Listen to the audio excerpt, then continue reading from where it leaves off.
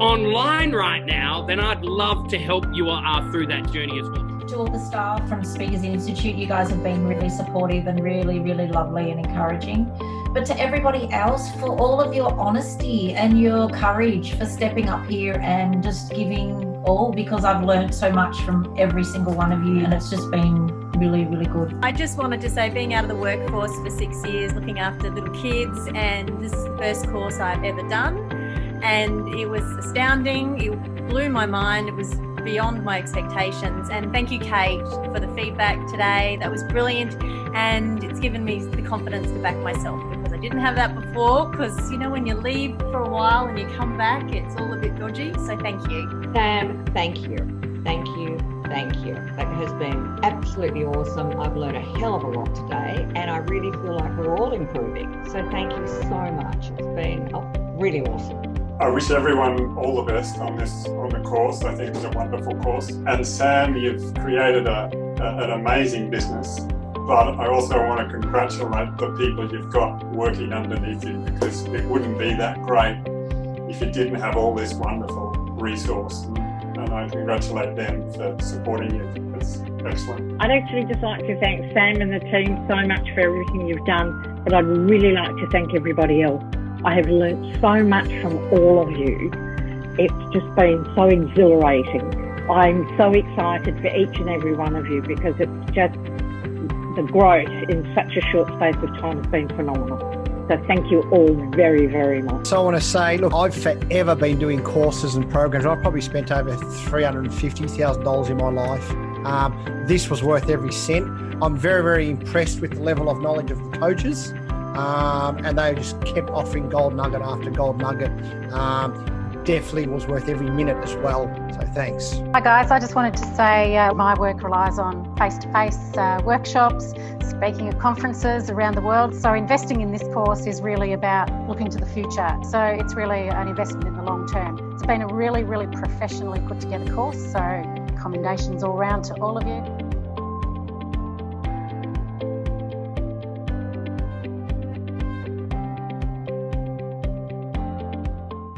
From the age of 9 years old, I have been fascinated with success. The day I left school, I could not read, spell or write. I had no idea what I wanted to be or could be. All I did know was I had a burning desire to create success. I just didn't know where to start or how to achieve it. My only option was to get a job at McDonald's. For 18 years, my desired success mission was to own my own McDonald's stores. For me to achieve this, I needed to be an outstanding performer and create wealth of over $1 million, debt-free. I achieved my desired success mission 3 years ago. I currently own 2 McDonald's stores that produce over $8 million in revenue per annum. For many years, I have had a deep sense that my story, message and knowledge was meant to be heard by more than just the people within my life. I knew I had to find the right person to help me achieve this mission. Sam showed me the power of stories, the ability to be more vulnerable, and most of all, how to systemize 20 years of leadership, business, and success knowledge. If you have a story, message, or knowledge that you want to share and add value to people, Sam is your man.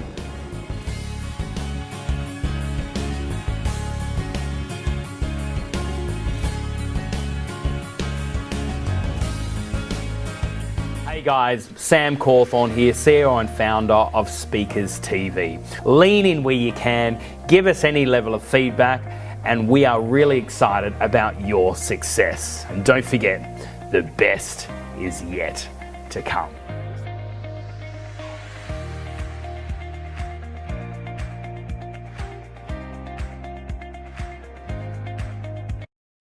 I was running a very successful wedding photography and videography company, and it was quite good being a creative and spending every single weekend with people who commit themselves to one another. It was amazing.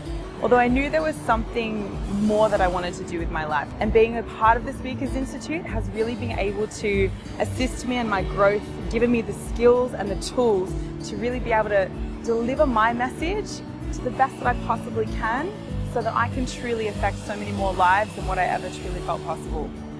So many more people now in this world of social media where we are connected, but we are so far from being ever connected than ever before. So with the Speakers Institute and where they're going, I'm going to be with them every step of the way and being a part of this tribe going forward, because it's truly a place where we are in that room because we have one common thing, is that we want to serve and contribute to humanity, and we have a message to serve people with and to contribute and make the world a better place. So what's ahead for me is being a facilitator and an international speaker, because there are so many people who need my message.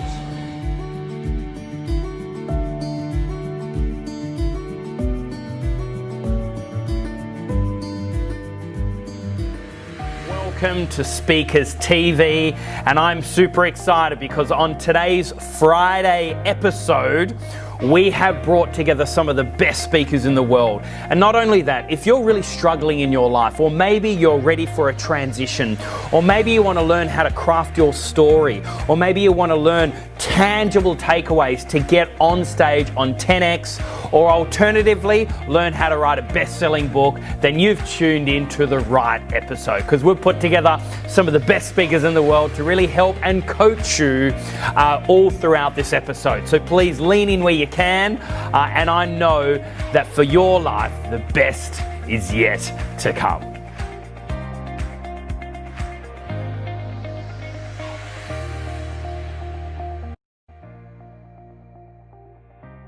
Okay, so I've been doing a little bit of research on our next speaker because I actually had never heard of him before.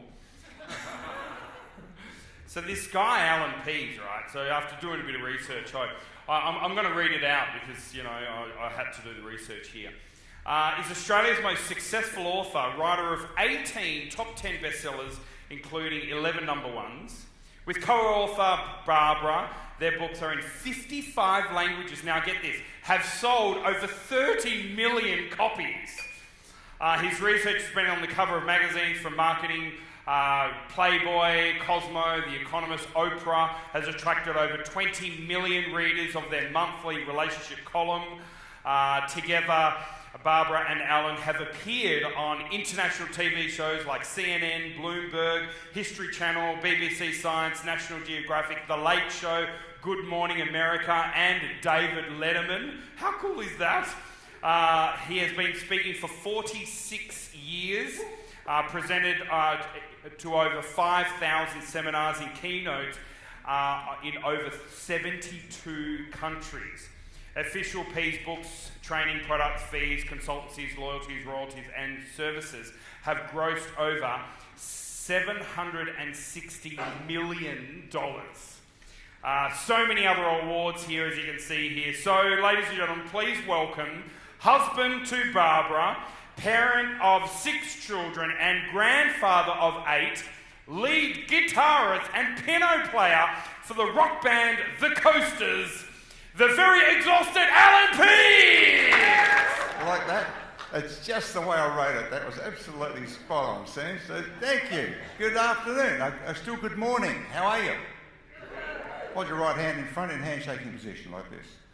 Let's do a quick exercise just to see how you come across to people who meet you for the first time. I'm going to ask you to shake hands with someone sitting beside you. Pick anybody, shake hands as if you're meeting for the first time, and keep pumping till I ask you to stop, and then we're going to freeze it. Do it now. Pick anybody and pump it. Go on, pump it, pump it, pump it. Keep it pumping. Freeze it, don't move, hold it, just lock everything. Do not move. Freeze it together. Now listen carefully. The person whose hand's most on top here saying, I'll be the boss for the rest of the day. So hands up and just go here. Okay, stop holding hands.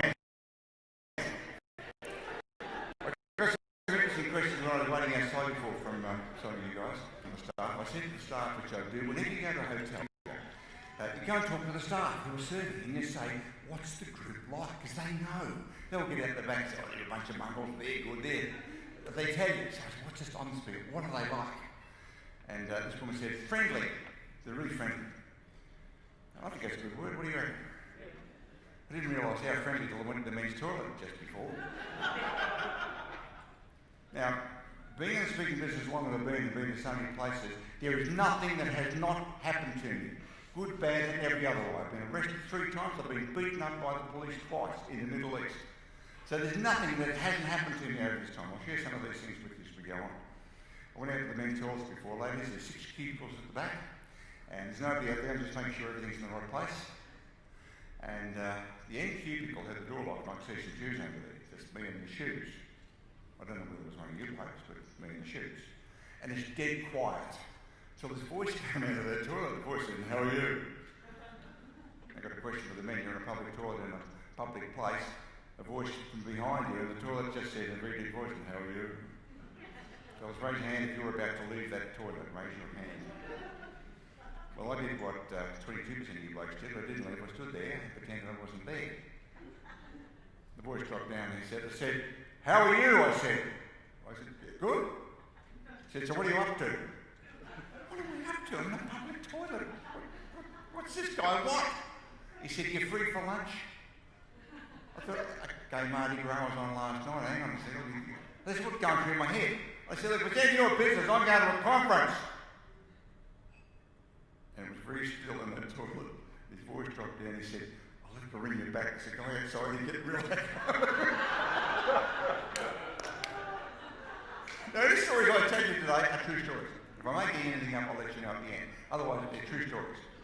And being a speaker, let me just test who you are. How many of you get most of your income from standing up in front of people talking? Who does that? Full time. Okay. Who gets part-time income from standing up in front of people? Okay. Who wants to stand in front of people and get just paid to do that? Everyone. Okay. This is the right session for you, for sure. But I'm going to talk about how you do that. And somebody said to me before, "What's some of the worst things that have happened?" Oh, there's so many of these things. One day I got on stage, I got dressed in the dark as I did this morning. I got on stage one day, I had one brown shoe, one blue shoe. Today, I brought 2 left shoes. First time ever. So that's why I'm wearing sand shoes for the woman who asked me that question. I bought 2 left shoes. Now let me give you a pen and picture history of me. What I'm going to do in this session, I'm going to tackle this very differently what I might normally do. I'm going to talk with you as I would with an audience as a speaker with what I do. And then I'm going to talk with you as speakers and potential speakers as to why I'm doing that or how you would get to that point. Does that make sense? Yeah. I'm going to do it both ways. Now, someone said, how do you know when you're ready to be a full-time professional speaker? When someone says, "What's your fee?" then you know you're ready. If someone hasn't said to you, "What's your fee?" well, no one's asking or thinking that you're a professional speaker. So when someone says, "So what's your fee?" what's your answer? 5,000. Oh, we're going to get a budget of $1,500. Any other answer? Someone said, "What's your fee?" But you've got to have an answer when someone asks that question. You don't want to fumble and drop the ball. Your answer is, "Talk with my agent." That's your answer. Because highly paid professionals have an agent. Now, the agent might be your husband or wife or partner, who knows? If not, go home and appoint them. You are now my agent. Talk with my agent. Because as professional speakers in training, you don't want to talk fees with potential clients. You don't do that. That's for other people behind the scenes to do all that. And other people selling you are going to get a far better deal for you than you're ever going to do for yourself. Because we are the worst salespeople of ourselves, yes or no? Yes. Yeah, we just can't sell ourselves. So somebody says to me, "What's your fee?" I say, "Check with my agent." I put them on to Barbara.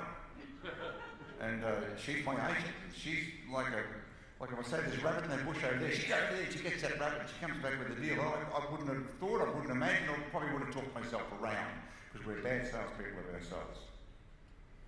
So let me give you a pen picture background history of me so you know where I'm coming from. I come from a small country town, southwestern Victoria. A little place called Lawn, down the south coast. 880 people live there. You know Lawn? Who knows Lawn? They're a great spot. I used to do with the fire brigade. Some of you are probably squirted on a Saturday night on New Year's Eve with the hose. 810 people had there for about 20 years when I was a kid there. And population never changed. And the saying was every time a baby's born, a man leaves town in Lawn. So they didn't have to change the sign. So a small country town. I lived in a housing commission. if in housing conditions, that's overseas called state housing. We never had anything, nothing. Now, I didn't know that we didn't have anything because I was a kid. When you're a kid, you don't know. You only know when you're an adult, when you look back at your past life and you go, oh, holy cow, was I there? I didn't know at the time, just a kid. It doesn't matter where you're raised as a kid, as long as you're happy, it's all good. And my father was a Southwestern Victorian representative for the Eagle Star Insurance Company. And back in those days, and go back now to the early 1950s, there was no such things as credit cards and nobody paid by cheque. So when they paid premiums for insurance, they would have what was called a collector agent. That collector would go around the district and collect premiums every quarter, every half year, a year. And that's how they used to prospect for new business. They'd knock on the door, they'd pick strategic times, but they'd knock on the door so maybe the husband's home or the neighbours are in on the weekends. They'd always go out because you get to meet new people while you're collecting premiums, and that was their main source of business. And so my dad would take me with him after school. So here I'm a 5-year-old, I'm going out with my dad. Because when you got a kid, you get in. I was a sales prop. Now, there was always women answering the door, and he was a young, handsome bloke in his 20s, so he took me. So gave him a great chance of getting in, a yes to get in. And we go around with a cheque to deliver. When they sent out a policy that would mature, I remember one was £3,000, a lot of money. He had this cheque for £3,000. We had to go to the street. We went right up the end of the street, knocked on the door, and I said, Dad, that's not the right number. The number's up. He said, then just stick with it. And the woman opened the door. She said, there's your £3,000, Mrs. Dawson. And she took it. She said, oh no, Mrs. Dawson lives up the other end of the street. And she's holding £3,000, which is probably worth about $40,000, $50,000.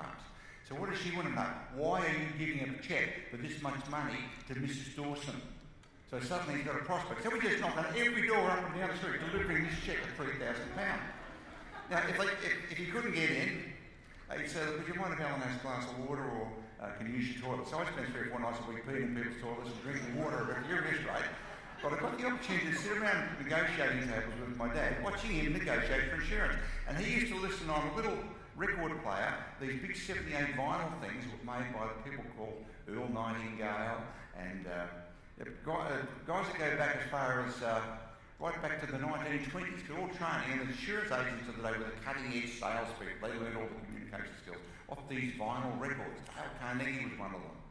And he'd sit around playing these, and I'd sit around listening to them all, and he'd take me out and he'd say, look, now, when I'm presenting the policy, if the premium's too high, you just watch the people. If they don't like it, they'll just make them move backwards. They might cross their arms, put their hand on their face. And he taught me all these things as a kid. So I thought this was perfectly normal. You do this. So it made sense that at 11 years of age, I got a job knocking on doors selling sponges. 2 shillings each. I go to the upholsterers, they have all this rubber left over, I cut it in squares. That was in the days when people washed their windows with a cloth. And I would go door to door with a bucket and demonstrate how this would soak water up, and you could buy this for 20 cents. And I discovered pretty quickly, and my dad taught me how to do this, every 10 times my knuckles hit that door, 7 doors would open if I did it between 3 and 5 after school in the afternoon. 7 out of 10 would open.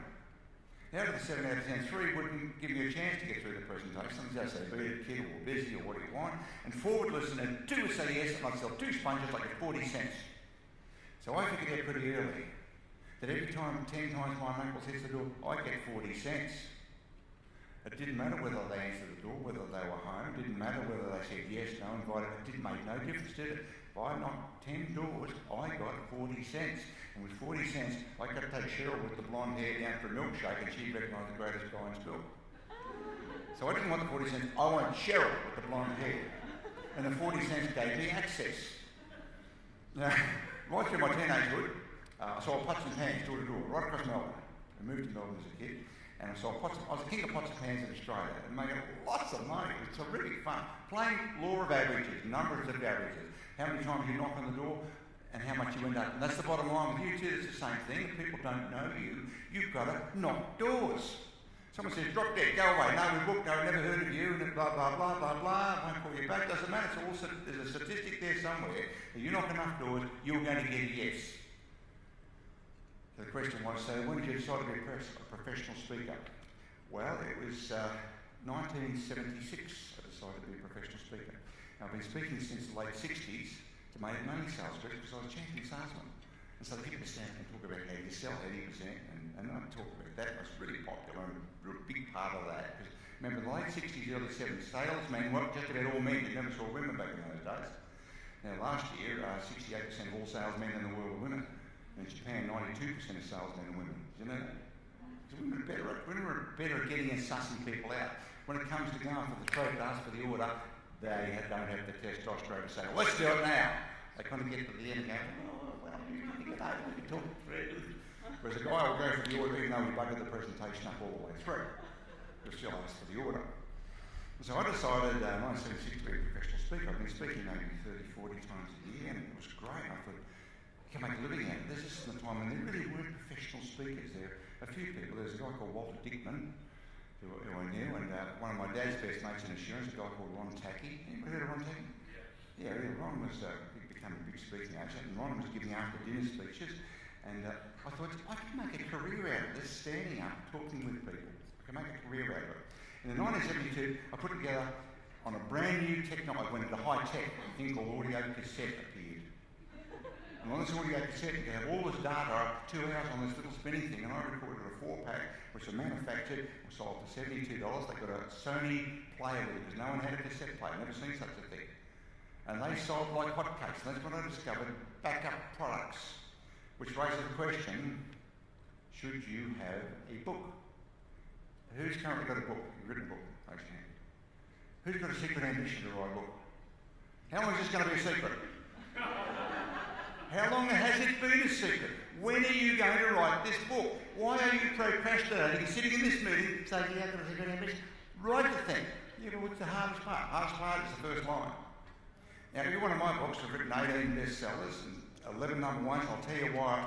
I decided only to write number ones. I decided to write number ones. I've had 11 in a row. How do you do that? It's a technique to it. I'll explain it to you shortly. You've got to make the decision to do that. Now, to be a professional speaker or train somebody who stands up and speaks like this, you must decide that's what you want to do. This is what you will do. How are you going to do that? You've got 6 kids, you've got mortgages. Doesn't matter how you're going to do it. That's irrelevant. That's a technical detail. This is what you will do. Does that make sense? You decide the what and not the how. Now, most people spend their lives deciding how will they do this, how will they do that, and they get demotivated after 2 or 3 days and nothing happens. That's why most people don't do much. They're deciding how will they do this. If you knew how, you would have been doing it already or done it, true? So you decide what. Now, that was such a powerful thing. I wrote this book. I'll tell you a little bit more about this later, called The Answer. Number 1 in Japan right now. Big market, Japan, 130 million people. Hit number 11 in Germany on his first time out. Now, they're in 55 languages. Why are they in 55 languages? Decided to write for every language. How do you do that? Every time you write a sentence, you say, now, can this be translated into this language? Can it put into Afrikaans? Can it go into Icelandic? Can it go... Is somebody sitting over there in China reading this, do they get it? And if they don't, change it or leave it out. So I only write something in every... Because money in books is horizontal, not vertical. If you do horizontal and vertical, that's all better. Horizontal and vertical, only write things that can be translated everywhere, otherwise you'd be stuck in your own market. Make sense? Yep. So, we did books in 2 ways. One is in the Southern Hemisphere for 40 years, we self-published. Why did you self-publish? That was a smart move. No, I couldn't get a publisher to publish it. I'm walking around this thing called body language. Nobody ever heard of it, never heard of me. I'm like 24 years of age.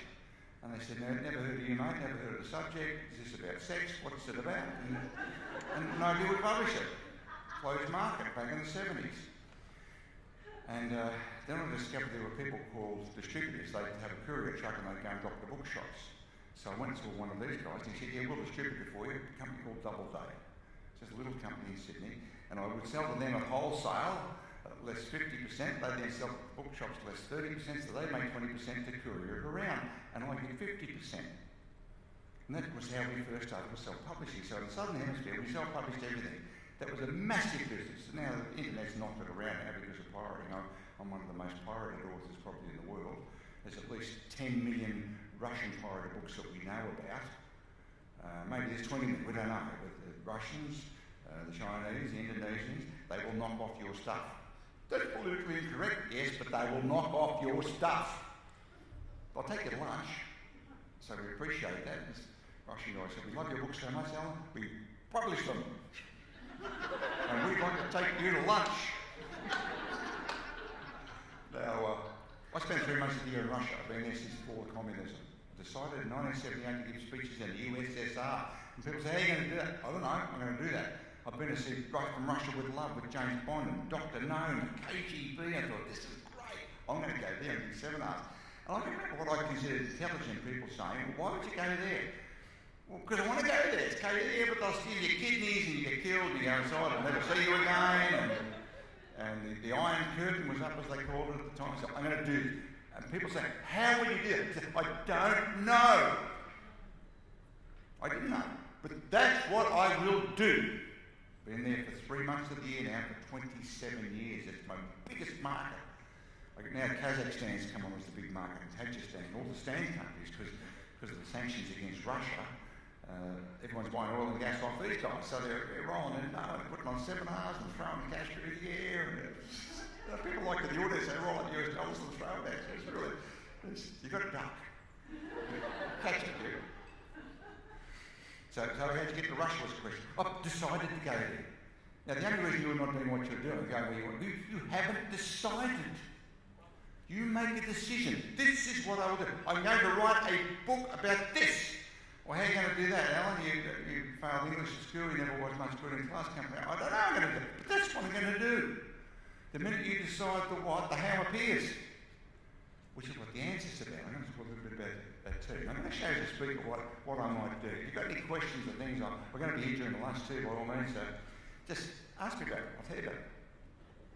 Everything you think that you might want to do in speaking, I think I've probably done all of it in 48 years. And that was back in the days when there was just me and as Walter Dickman, he wouldn't talk to me, he was an old guy, like he's 40-something. So I remember. Walter's been there about 20 years now. So this is what some of the things, I use slides a lot like this.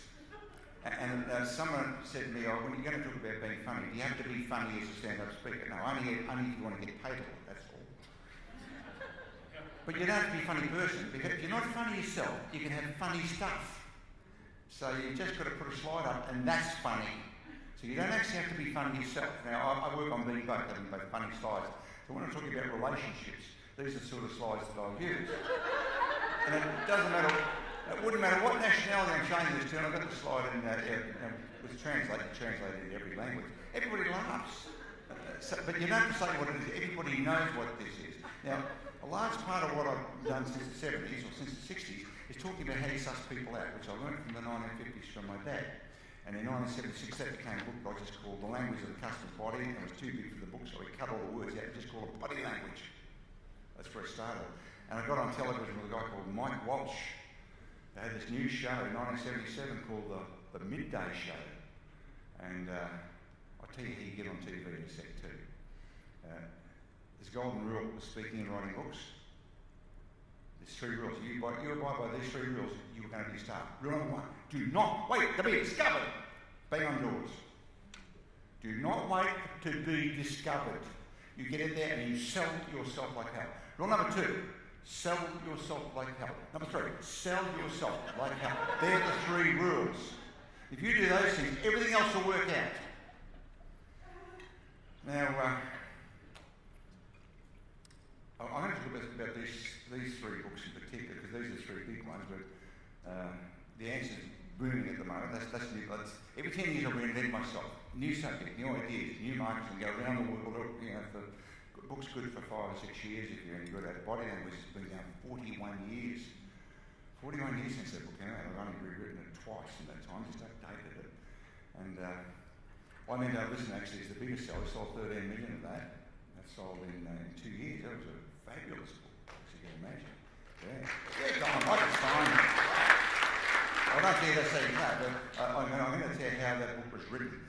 That was the first book in our #1 series when we decided only to write #1 books. You see, up until that book, I'd written 4 books. Body Language, which was a world success, #1 everywhere. I knew it was going to be big, but I couldn't have imagined how big it went. The follow-up to that Talk Language, that was #1 everywhere, but that followed up on the strength of the first one. Everybody just bought the second one. Now, the next 2 books, one was called How to Remember Names, Faces and Lists. And every person who talks will say, I must have that book, because I'm no good with names. How many of you agree that you should read a book on how to remember people's names and faces and lists? Okay, but how many of you went out and bought a book on that? Nobody does. You will agree, yeah, I should have it. And if I'm here talking about that, you'll say, give me that book. But you will not go to a bookstore online or physically and say, I must have a book and I remember. You just don't do it. But I wrote that book because I knew you should have it and you agreed, but it was a hard sell. We sold 200,000 copies. That was a lot of books, but it was a hard sell. We flogged it to death in the media to get people to go and buy it. Then I wrote a book called How to Write Emails, Letters and Faxes to get people to say yes. When you've got only words, how do you get people to say yes? Because I've been writing copy in the 80s for American Express. All the junk mail you used to get if you're like, someone's come up with me. So we put out a book on that, and everybody agreed, who agrees you should have a book on how to write emails, letters and faxes to get everybody to say yes? But you don't go and buy a book on it. You might have to trip into a course on it, or hear a speaker, but you don't go and buy a book, but you should have it. So we decided after that to only write books that people really wanted. Rather than write books we reckon you should have, and you'll agree you should have, we're going to write books that you want. How to make $1 million by the end of next month. Who'd buy that? I haven't written that, but if it was out there, if it was for sale, I'm sure a lot of you guys would go and buy that book. How to get more power, love and sex beyond your wildest dreams. Who'd be interested in something like that? Everybody! So we decided that any of our books people would knock us over in a rush to get hold of rather than what you should really have. Does that make sense? That was a massive turning point. I'll explain shortly why we made that massive turning point. Okay, now we're talking about human communication. These are some of the slides I might use. Depending on, you've got to pick your audience. You wouldn't show this in Asia because they get a bit embarrassed about this. But it's an interesting slide because there's a law being broken and most people, particularly men, cannot pick what law's being broken. What law's being broken? Is she not wearing a helmet? No, there's no helmet. It's clearly it's a breach of law. No helmet on her head. So that sets the audience up for, are you seeing the detail of what's happening in a circumstance, or are you transfixed on what you actually saw? So for example, when you see this, are you looking at a happy couple with the baby into the scene to see that there might be other hidden messages in there that maybe the average person can't see? See, so I don't have to personally be funny. I can put up stuff that you think is funny and you'll discover the answer yourself. Okay, you just met this couple. What's the first thing you notice about him? Okay, raise your hand if you saw the spinach in the tooth. You cannot get your eyes off that spinach. You look at the guy, you're making assumptions that he's dirty, you won't go to his teeth, you haven't noticed he's only got one ear. So a slide like this demonstrates that you're probably missing the big picture of what's happening around you while you're focusing on little stuff. Same with this one here. Met this couple. So you can't stop looking at the guy's teeth, yet she's got 6 fingers on her left hand. Nobody notices these things. This guy's standing outside your office, you've got a two-way mirror, you're looking at the guy outside. You don't know who he is, he's just asked for you by name, wants to see you. And you're making assumptions and assessments about who the guy is, because that's how you're going to behave with him, how you're going to treat him. What's his job, do you think? What do you think he does? Yeah, something to do with finance, computers, it could be a model. Probably from a capital city, because he's wearing a suit and tie. Probably more likely to be down Melbourne way, because it's a grey one. And that's a Melbourne type suit, you wouldn't see that in Brisbane. He's definitely not from Cairns. Who would give him a fair hearing for a couple of minutes? Raise your hand. Yeah, okay, so you're happy with him. What if we change his appearance? Let's just put one thing, let's add a glove. What's his job? He's a hitman. He's got a hitman. Yeah, he's a chauffeur. He's a chauffeur. He's going to drive you out the back and put one behind your ear. And so, the minute we put the glove on, you're making assumptions about what's this guy about. So when you're dealing with him, you're standing further back, you're giving him less eye contact, you're more sceptical of what he's saying, and you're more cautious about it. All we did was put a glove on him. Like, what emotion are you getting here? Who said love? Who says love? What sort of love life have you got at home? That's love. Holy cow! Laura gets that. Okay, aggression. Who says aggression or anger? Raise your hand. Okay, let's change it. Let's put a hand in. We just changed the meaning of love. You're a whole different thing. So all we do is by changing one thing, and I'll use these slides to demonstrate, like rather than explaining to someone what I'm going to say, articulating with language, I can use these things which gives the clear picture of what's going to happen next. What's going through his mind? What's an interesting one? Body language is an outward reflection of your emotional condition. So it's showing what you're feeling. So whatever feelings and emotion you have is likely to be reflected in gestures, movements, postures, expressions and so on. So the art of reading body language is very simply, you're reading a person's emotional condition. Then you look at the context under which it's happening and the circumstances in which you see it, and it allows you, when you're good at this, to figure out what could be going through their mind. That's pretty much how it works. We know that women are 2 to 3 times better at doing this than men face to face. The reason for that we now understand, having babies don't speak. We give birth to useless babies. First 2 years they crap and vomit, that's all they do, they can't speak. Look at a baby and decode by its non-verbal behaviours at happy, frightened, injured, tired, or in pain. You couldn't do that, take the medal for survival. That's why blokes don't know what's going on. But women, he wants his nappy changed, he wants his dummy, he wants to go to bed. There's 7 baby cries. Most mothers can identify most of them. Fathers here are crying baby. Shut that kid up. Now this is an interesting one. If you take a gesture or posture or position of any type and hold it around 2 minutes, you'll start to feel the emotions that match it. So in other words, you can manipulate your own emotions with this stuff. Now this is an interesting one. You remember when you were a kid, mum and dad or somebody did this if you've been noisy? Who can remember that? Raise your hand. Now chances are, if that was in their repertoire when you were a kid, you might be using it right now. In this room, at this table. So you're sitting around the table, someone's giving their opinion of something, and you don't agree. You've got a contrary opinion, in fact. But you don't want to say anything, because maybe you don't know him so well, maybe it's not appropriate, so you just sit there and listen to your opinion. And you're physically shutting yourself up. Now this is a compound gesture. This is a combination that's like he's praying, but both fingers pressed against the lips. Okay, try it. Just do this. Just hold it for a second, just get a feeling. What's going through your mind? You've done it on purpose. What are you now thinking? Yeah, oh, please shut up. Help me. Please help me. Save me. God, help me. It's a combination gesture. First, a combination of praying. Now, if you're raised in a family where praying was part of that repertoire, you might still be praying as an adult. I saw it recently at Tamworth when I went in to check into this hotel. It was late at night. Not many cars in the car park. They say, you know, you're going to get an upgrade. So I go to the reception desk and the gal's there fumbling around with it all. And there are a lot of churches in the main streets in Tamworth. And so I said, look, what sort of room can you offer? You go, I'd like to get something better. And she goes, well, what do you think? And she started doing this. So that tells me she's been raised in a family where praying is part of it. I don't do this. I wasn't raised in a family where praying was part of it. So she started it. Then I immediately talked about the churches and how, and she's a member of the local Catholic church and she's on the committee. And now we're so she gives me the penthouse. So I'm such a, and I picked it up for that she did this and I picked it up. Make sense? Now I'm trying to, I might have missed that. Wouldn't have been known that she did that. But I don't do it, but she did. And it gave me a raft of information and a path to go down to win her over because she buys me. She's going to upgrade me, which she did. Now that's the Monica Lewinsky inquest, that one. And I got these next slides from Cosmopolitan magazine. They sent me those. That's David Beckham doing it in Los Angeles at a Lakers match. And they're all women there, and women are better at sussing this stuff out, and that's why you guys shouldn't lie to women to their face. You ring them up and send an SMS, but don't front up. It's not very good. So they said, look, he looks a bit nervous and tense, they said. What's going on? Yeah, he's a confident guy, he's big in America, he's got his clothing label and so on, football player. So you move the cameras back, you get a bit of an idea of what's going on. So he's got 10 of these dolly birds doing this dance in the guy's face. Bit of a distraction, fellas, wouldn't it? Right? Yep. That's not the issue. Here's the issue. This is sitting with his wife. He's studying his face to look for one wrong eyebrow move, one wrong cheek move, and he will be severely punished at the appropriate time. Now, every one of you blokes in this room has been in this circumstance, haven't you? I'll tell you where it was. Traffic lights.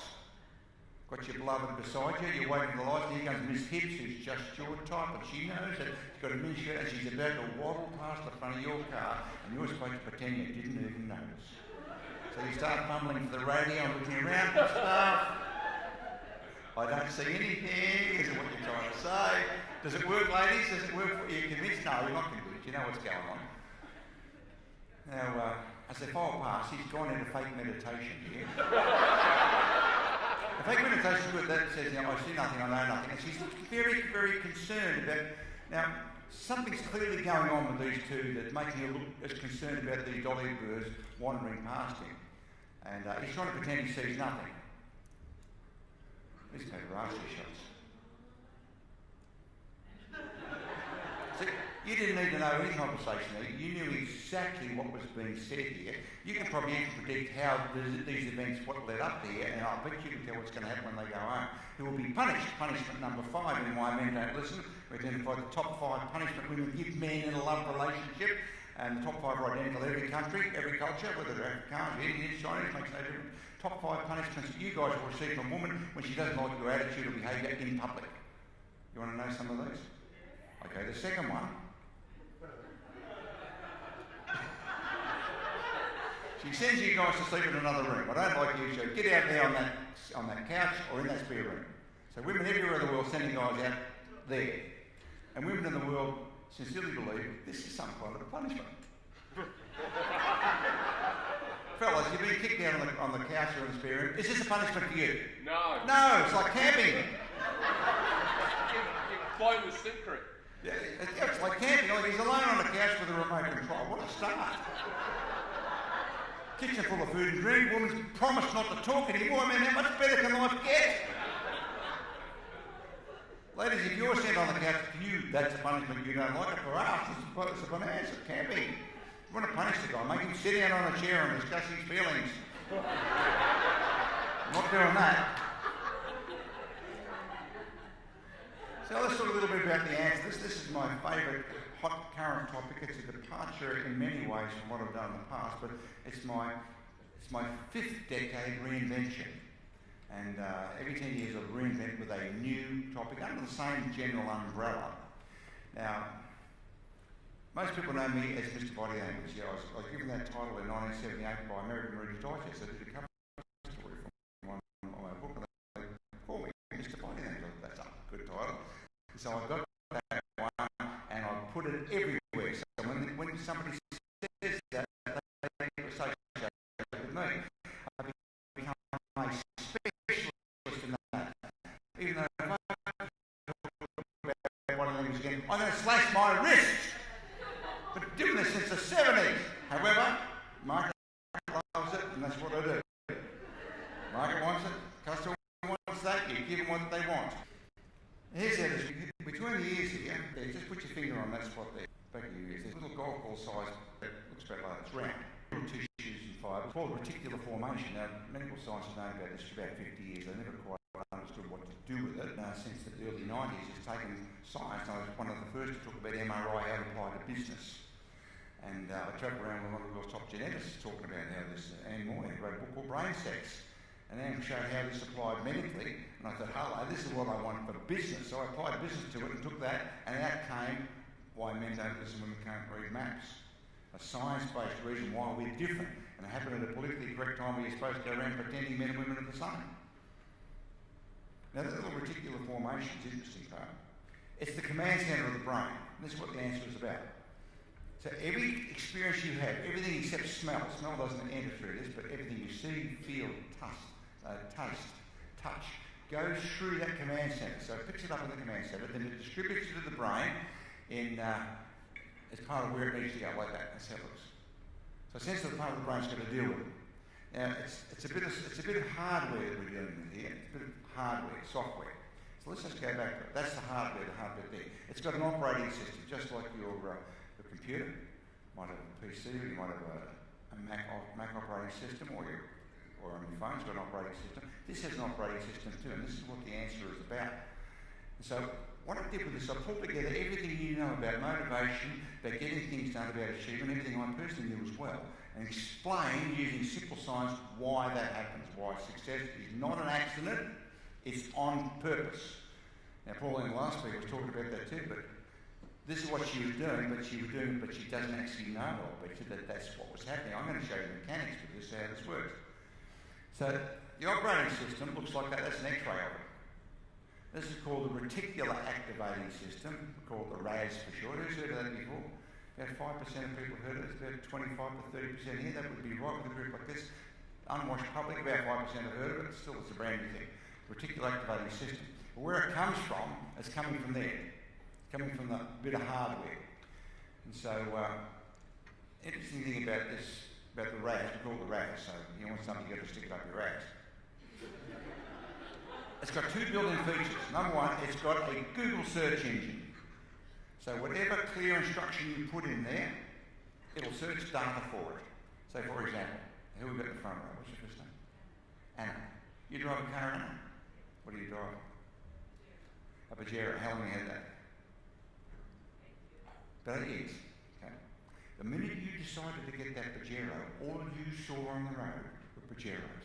Everywhere you drive now, they're parked beside you. Traffic lights, you can see them in people's garages, in the garage, you go to the airport, the airport's full, they're hiring you out at Avis. Everywhere you go, you see Pajeros, true?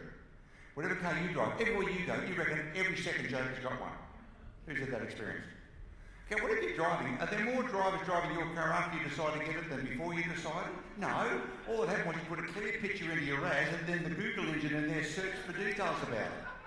Once you decided what you wanted, which is a Pajero, then all you saw was Pajero. You open a newspaper, there's a sale on Pajero. You go to television, there's an ad on Pajeros. You look at a magazine, they're selling Pajeros, they're hiring Pajeros, there's off-road Pajeros. You cannot stop seeing Pajeros. Now, I drove all the way down here this morning from the Sunshine Coast early, and I never saw one. Does that mean there wasn't any between here and there? I must have passed thousands of cars. I never saw one. You know what I saw? Every second driver's got a Lexus. Every second driver. The place is full of the damn things. Lexus everywhere. When you decide what you're going to do with your car, that's all you see. And this is, in simple terms, how this works. Most people have not decided the what. They're sitting around thinking about the how. How would I get a house on the beach? How would I buy a brand new Pajero? How could I finance this? How could I become a full-time speaker? How could I... How? And then you think about it and you can't see how to put it on a shelf and go back to the comfortable life you know. You don't do anything. Here's what you've got to do. From today, decide what. What you'll do. I will become a full-time speaker, trainer, singer, dancer, whatever it is you want, doesn't matter. Decide what. The minute you decide what, the RAS takes off and you see how it just appears. It just turns up everywhere. Second thing the RAS has got in it, it's got a search engine, and the second thing is it's got a GPS. And with a GPS, if you're going to drive from the Sunshine Coast to my place up, I live in Buderim, I've got a property in Buderim on the Sunshine Coast, if you want to go there, do you need to know every street between here and Sunshine Coast? What do you need to know? You just got to know what the address is, the exact address. So let's say, for example, the address was 29 Crosby Hill Road, Buderim. You put that in your GPS, where would your GPS take you to? Take you to the front gate, within a metre or two. What if you make a wrong turn, take the wrong exit? It reroutes you, puts you back on, you can't go wrong with it. It'll put you back on the route. What if you just put in, don't put in 29 Crosby Hill Road, take the number, just put in Crosby Hill Road, Buderim, where will it take you? To the centre of the road. So you still know you don't know where I am, I'm on that street somewhere. What if you just put in Buderim, Queensland? It'll take you to the post office in the centre of town. What if you just put in Queensland? You go to Charlieville or somewhere. Now most people in their GPS are putting in Queensland or Western Australia. That's where it takes you to the middle of the place. You don't know where the hell you are. You need to have a specific, clear address. That's the what. Once you have the what and you punch it into your RAS, you will turn up at that address. So you've got to make sure you get the address real clear on this. If you've got a vague address, you get vague results. Be absolutely clear. Now you must not think about how you're going to do this. Decide what. And when you decide what, you'll see it. Now, have you already had experience with this? You know what I'm talking about. And most of your life's like it. When you decide I'm going to do something, suddenly you go to a cafe and that guy over there's talking about it. That's how it happens. Everywhere you go, you just see it all over the place. Pajeros coming out of every crack in the place. Okay, now I decided to be a professional speaker. That's what I want to be. How are you going to do that, Alan? There's no such thing. People say, what do you do? I'm a professional speaker. They say, like the Sony ones with the subwoofers and things. What do you think I was, a professional speaker? So no, you stand up and talk, oh, you're a talker. Well, yeah, okay. Oh, you're a talker for money. Yeah. Well, how much do you charge? Check with my agent. Tell me anybody what to charge. Check with my agent. I'm the worst salesman of me. I am. I've done this all my life. This is all I know. But I'm still the worst salesman of me. I'm a salesman. I'm a sucker for another salesman. I really am. I send it to Barbara and she's got the guillotine. It's a soft guillotine in the Velvet Club, but it's very sharp. Now, should you have a book? Well, look, let's say a client's got 5 potential people lined up that they might want to hire for a particular project or a job or a speaker. And out of those 5, this one is the author of The Sex Life of the Mexican Numbo Rat. And the others aren't the author of anything. Who gets the job? The author of The Sex Life of the African Mumbo Jack. It doesn't matter if it's even relevant. If one's an author and you're not, and everything else is equal, the person with the book gets the job. That's how it works. Now, the book doesn't have to be any good. Americans have proved that over and over. Putting all this crap and this rubbish out. What the hell's this? But they got the job. I know well-known speakers, I meet these guys all the time, all around the world. They've got the crappiest book ever, they've probably got a great title. It's got a great title, a crappy book. Now, if you write a crappy book, no one's going to buy your next one. You can get away with big PR the first time, but no one always buys the second one, that's what happens. I make sure every book is so good that they want to buy the next one. That's my next market, so I keep doing that. Good titles, good books, next market. So you have to have a book, yeah. So when I write a book, what's the first line? First line of every one of my books, the very first line of every book. Why I mean down this, the first line was. And it's every single book. See, the hardest bit is getting a bit of paper and starting. Now, I now key on my books. Sometimes I'll handwrite, but keying, there's reasons why. I explain in the answer why it's better to handwrite than key. The first line of every book that you write should be, once upon a time. Because you know that line, don't you? You've heard that since you were a kid. You sit down with a piece of paper and write once upon a time, and then it'll just appear. Once you've decided, I'm going to write a book, I'm going to be a best-selling author, not just write a book, I'm going to be a best-selling author. If you don't say that, you will not be unless it's an accident. The 32nd man and their dogs producing stuff at such a furious rate now. And when I say best-selling author, I'm talking about a real best, not an Amazon best-selling author. I'm talking about a real Times, New York Times, London Times best-selling author. I've done 11 of those. That's a real one. You know what? No, you know, because they bring semi-truckloads of money and throw it on your lawn. That's how you know. Which the boy from Housing Commission, I think that's really cool. It took me 20 years to work out what to do with it. I didn't know. I still find myself, like when I was a kid, we used to have, when you put butter on the toast, you have to scrape the extra butter off, it's too much to put it back in the container. I still find myself now pushing 70 years of age, still doing those things. I have to say, Alan, you don't have to put the butter. I'm a vegetarian, I don't do butter. But I don't have to put the butter back. Okay, so once upon a time, men and women lived together in harmony and respected each other and their natural abilities. That's the first line. Now, I think now I've moved into page 3, so the final copy might have moved around a bit. But everyone I book, once upon a time, that's where you start. You decide to be not an author, a best-selling author. Go for broke here. If you don't make that specification, your brain won't find the ways of becoming a best-selling author. Make sense? You'll just be an author. It's still good, because if you're an author, the other 4 aren't, you get the job. That's how it works. Okay, now, being an author establishes you as an expert. Because you wrote a book. By the time you've written writing a book about a subject, if you're not an expert at the start, you're going to be at the end. Because that forces you to become an authority on that, just like a journalist. Most journalists are experts on lots of subjects because they're forced to research in-depth information to find out about it. So now you've got people. How many books do I have to have? You only need 3 products to be a professional full-time speaker. 3. You need a book that establishes your credibility as an expert in that field. Your book, when you write it, starts off with once upon a time, and then you write it and you say, well, the Icelandics understand this, will the Chinese get this, will the Muslims understand this, will the Afrikaners get it? If it doesn't, modify it, change it so whoever's reading it, because you want to go horizontal. Because it's a good book, you'll sell it horizontal in 55 languages, I think 190 something countries, whatever, got 100 countries. But it's good because Southern Hemisphere, we made lots of money on self-published books. We don't do that anymore. I gave that business up to publishing issues. It's changed altogether. I don't want to be there now. I'd rather play rock and roll for the coasters. That's what I do, lead guitar. I'd rather do that and be publishing. And in the Northern Hemisphere, we sold the rights. Now, on that subject, when you're selling the rights of your books, here's why most authors of music, I'm in the music business too, I run our own Halifax studios, and we do The Voice, and we're one of the biggest recording studios, we do all the rock bands, and we did the Bee Gees, we do all these guys, we play with these guys.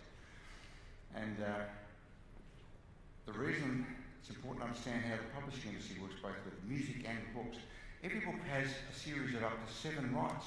Soft cover rights, big book quarter-size rights, hardback rights, little book rights, e-book rights, audio book rights, etc. And they're all separate contracts. They're all the same thing. When somebody signs you up for your book, they think you're a dummy, you wouldn't know. They sign you up for the whole lot, so you hand over because you're so excited to get published. No! Check with your agent. Don't do this. I've seen people who have bestsellers who've made tons of money for people and they never got a cent. I go on TV with best-selling authors around the world. Some have got the bloody arse out of their trousers. They've got no money. Authors don't make money. Who makes money? Publishers and distributors and retailers. authors get this much. Not much. So the key is if you self-publish something, you get the whole lot. You get retail, you get publishers, distribution rights, you get the printing rights, you get the author rights, you get everything. Now, if you're going to publish a book, put it in hardcover, not softcover. Cost you an extra $1 to put a hardcover on this. So a book like this, the answer sold for that. I sold this one, it's the first one I sold in Australia, the Harlequin, and they published, I think they published about 40,000, which is strange, a lot of books. Thought it would have done better so far, but it's hard marketing, it's taken to live here. Preaching in your own parish is very difficult. And whereas in Russia, I can sell a million just like that, straight up, because I come in a plane with a briefcase because I'm an expert. Now, it costs $1 to put an extra hardcover on this. So instead of a book selling for, say, $25, the soft version of this is $29.95, $30. For an extra $1 on it, you'll sell that book for $40 for an extra $1. And if people like you when they're here, they're going to buy what you've got. It doesn't matter what's got hard or soft, they want you. And if it's a business audience, they would prefer if they're going to buy a book to have a hardcover than a soft one. Because how many of you have got libraries full of hardbacks you probably never read any of them? Come on, be honest. We've all done. I just had it clean out of mine. I could read boxes and boxes of stuff, half of them signed by the authors, because I met them at seminars all the time. Okay, so you've got your book, got a hardcover on it. Now, if you've got a $40 book, that gives you all sorts of options. So if someone says, we want to hire you, what's your fee? Check with my agent. So check with my agent, every Barbara. So we've only got a budget of $5,000. Now, in Australia, for keynote speech, I charge $10,000. That's it. Don't discount 10 grand. That's it. End of story. In Russia and the rest of the world, 50,000. Bigger markets, bigger audiences, more fun. So this is a market that suffered very badly in Australia. And so we've only got 5,000. So 5,000 comes out of the conference budget. We're selling $5,000 retail with the books that comes out of their training budget, a separate budget. The guy writing out your check for $5 grand says, I'm sitting here at $30 now at the account, and you're getting $5,000 to stand up and tell jokes. That's what happens. They get cranky. It's 10,000. It's out of the question. So if you've got products, you can then contra it off against your fees, and they write out a separate budget, comes out of their training budget, and you say, write it out of your training budget. They never thought of that. They've got budgets for training, for hardware, for gear, for books, for audio, for video, for downloads, and you write it out of there. That gives you flexibility for negotiating to keep everything up high, and that way you don't have to cut stuff along to make back room size. You don't have to do that. So you only need three things. You need a book. You need some sort of an audio or video, and these ones, that's a video book with the answer. Now audio, this is interesting. Now most people think, most speakers think, oh, I'm going to do audio, I've got to go to a studio and go set up. Look, when you go to a studio set up, you don't sound right, you don't sound like you, and it's not much fun. I mean, I make these things in America and the UK for the big publishers. Now they want me to go for days at a time into the studio and record this stuff, and I find it a grind. So here's what I suggest you do. This one here, questions of the answers. This book here, I spotted a niche market. So my main market was Mr. By then, was in communication skills under that, gave me another 60 different areas. And questions of the answers, I spotted this in the multi-level marketing business. And I wrote this book for Amway. I said to Amway back in 1982, I'll write this book, it would be like my plan was to have the operating system just like Bill Gates did. So I got the operating system. So I wrote a book called Questions of the Answers. Simple, quick, took me 6 months to do it. We sold nearly 3 million copies of this now.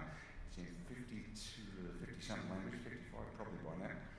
Simple, easy, anybody in network marketing must have this book. It's recommended everywhere. Now here's the audio that goes with it. Now the audio, the way I did this, you know when you give a presentation, sometimes you do it and you're a star, right? It's just everything's right and you say, come on, we know how to record that, because it was perfect. At other times you give the same presentation to another group and maybe the audience is a bit dull or they're public servants or something, and which, you know, they don't love us. They go, oh, yeah, they've been forced to come to this meeting. So you don't have to fire you guys up. You guys wanted to come to this meeting. So you're fired up. But you go to some government ones, they're forced to go there. And so you give a presentation there, and where they fell about it, a story told over there, that the government, well, they go,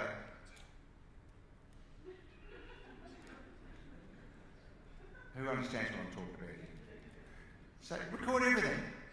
Just get a little digital plane, just record everything. Now, normally when you come to a meeting like this, these guys up there, they've got a camera going there, they're recording. You go to these guys. Now, I do it in the contract. My contract says there'll be no video or audio recording of anything I do.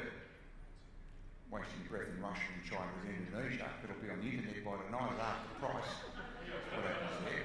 But there are techniques for dealing with that. The technique of dealing with it is very simple. Whenever you publish any book, put it out, first page they should see when they go on is your advertising page. Hire Allan to the next seminar, get him as a speaker, do this. It's got to be right at the start.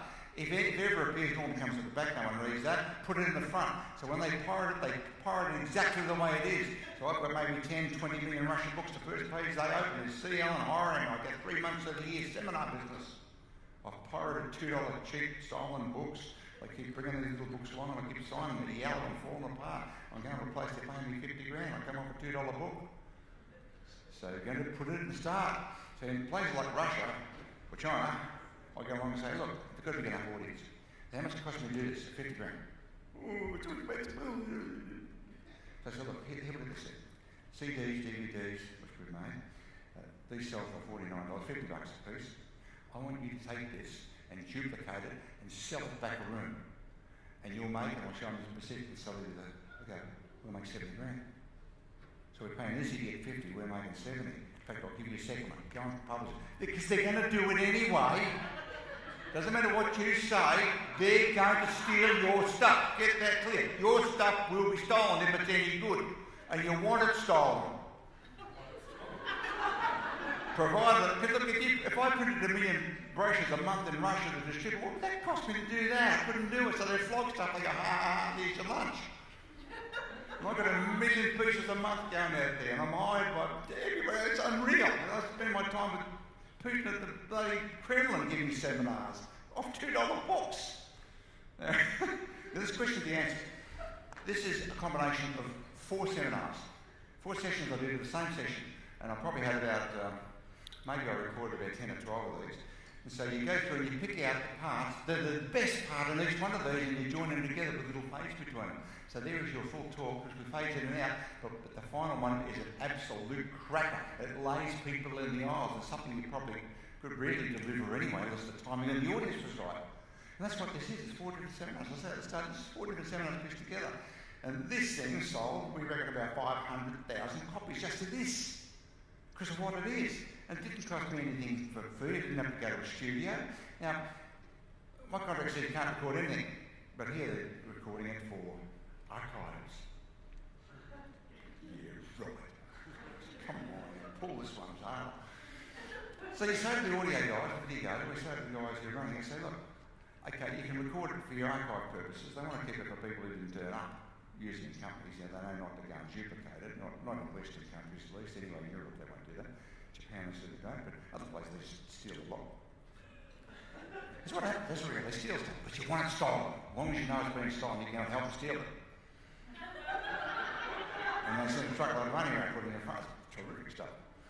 And so you say, look, I'd like a master copy. And these guys have no problem. It means they've got to plug your machine into their gear, you get a video copy of that, and you've got everything you've ever done. You go to pick the eyes out, you make products out of that that are live, and each one has the highlights of the best of you. The best of you. Make sense? That way you put out just great stuff, and people, there's good stuff, at the end of it, you're selling yourself again, so they want more. If they like it the first time, they want more. Okay, now, how are we going so far? Okay? Yeah, okay. So someone calls, this is a question, I'll walk you through this. Now, I don't think it's nice, but I'm going to show what this is, because I've never talked about this stuff before. So someone's called, 1/3 of my business comes off agents worldwide. I'll do about 70 meetings this year. I've been in 73 countries, I'll do 20 countries a year on average. With the answer this year, that's going to ramp up dramatically, particularly Japan's gone crazy, so Japan will be a big part of the market. Russia is coming back online, they're becoming good again. The sanctions have failed, sanctions against Russia didn't work. They tried to starve them out, but they just resourced everything, and they starved out all the supplies. So Australians don't sell beef there anymore, and the French don't sell their cheese and wine. The Russians are buying it off the Chileans, and off the South Americans, and off the Chinese. They're buying everywhere else. They've resourced it all, so the economy's going well over there. And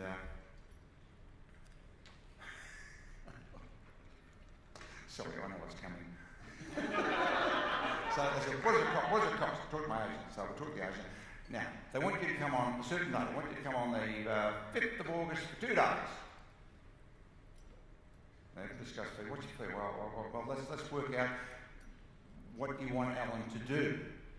So we want to get engagement to find out who this client is and can we make them lock them in as a long-term repetitive client. What do you want to do? We want to do this, want to speak there, talk to these people and go to this lunch and stand up and I'll tell you what they want you to do.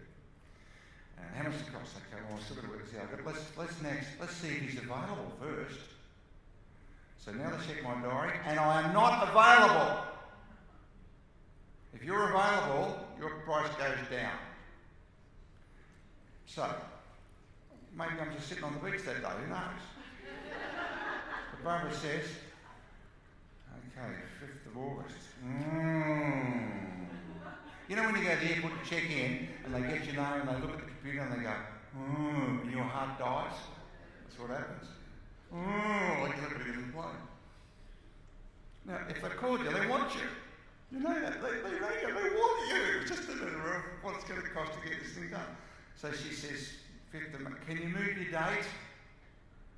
Oh, no, I've got them coming from all over the Southern Hemisphere. It's got to be those days, okay? Okay. I could move this, I could shift that. Well, look, at this point, let's proceed as though we can do it. That's the start of the go. Let's proceed as though we can. Because if you're available and willing and waiting, you're going to get paid the least, aren't you?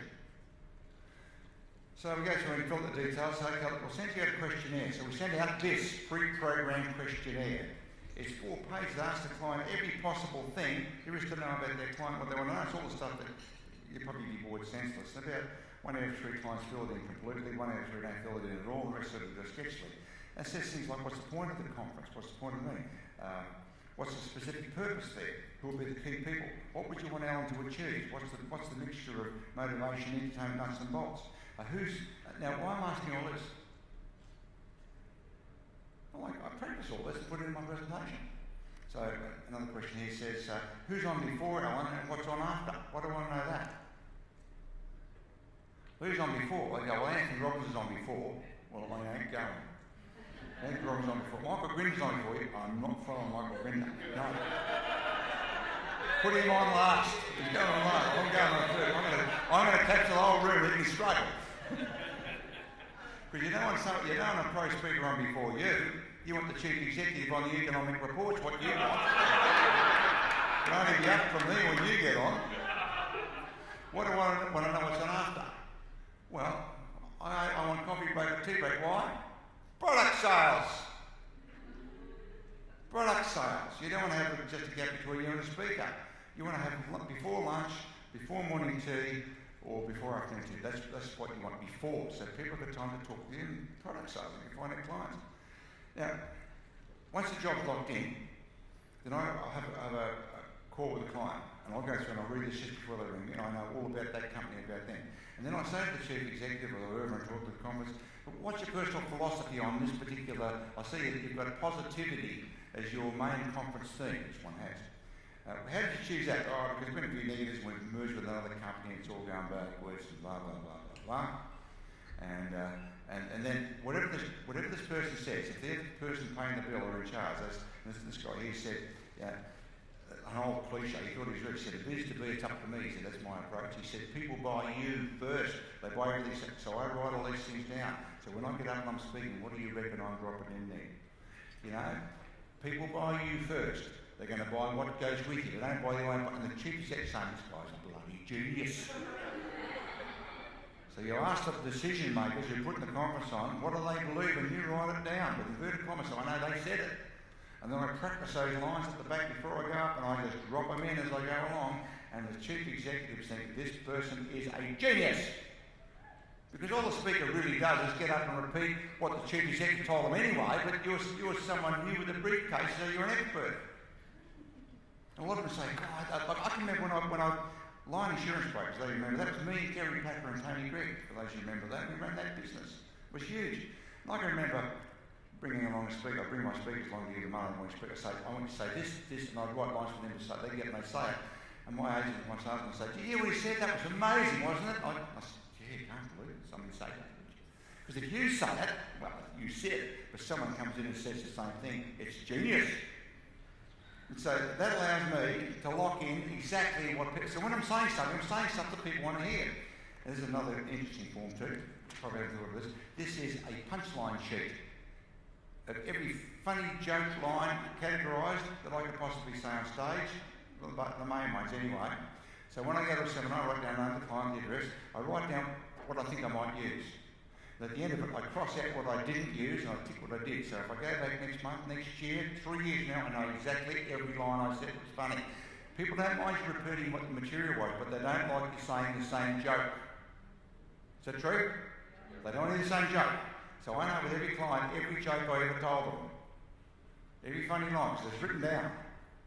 I always said, my ad-lib humour is not worth the paper it's written on. So this is every possible line, like I say, every story I can say, every open, every close out, how to deal with hecklers. Lines for hecklers, you've got to practice them before you've got to, I do a lot of after dinners, and people get drunk and yelling stuff out, and I love it because I've got heckler lines here. So they started throwing stuff up and I throw lines back and the audience clapping and cheering and it's terrific. Otherwise you might, if you're up there with nothing to say, you might feel like you've been shot down. You know, there's prawns thrown at me and the roping me, they're throwing seafood. This guy threw a seafood, I said, is that just for starters? And the audience fell about and they started throwing crayfish tails. Oh, it was incredible. That's a true story. It was a breakthrough. All you could eat and drink, they were pissed out of their heads by the time I got home. And they were blotto, absolutely blotto. Now, how to become an expert? Well, if you've got a blog or a video blog, well, you can just start writing it to become a self-appointed expert. Become a real expert, you need to go on television, you need to go in magazines and newspapers, hard stuff, because it's got credibility, expert credibility attached to it. How do you do that? Bring them up! And you say to them, I'm an expert on this subject, and I write on this, and I'm happy to write for the Sydney Morning Herald every Sunday, a column that's all about this. Here's a demonstration of what I might do on my site, blah, blah, blah, blah, blah, blah, and you send it to them. And they'll put it in their log, you might get picked up straight away, but somewhere along the way they're going to say, oh, we need someone to write a column quick. Oh, here's one here. Pauline's written this. Okay, Pauline, could you write this? And you don't get paid for that stuff. I did earlier in the piece, but these days you don't. What's that one say? I can't see it. Up to time, they cut and wrap up. So you don't want to go for getting paid because the PR value of that is huge.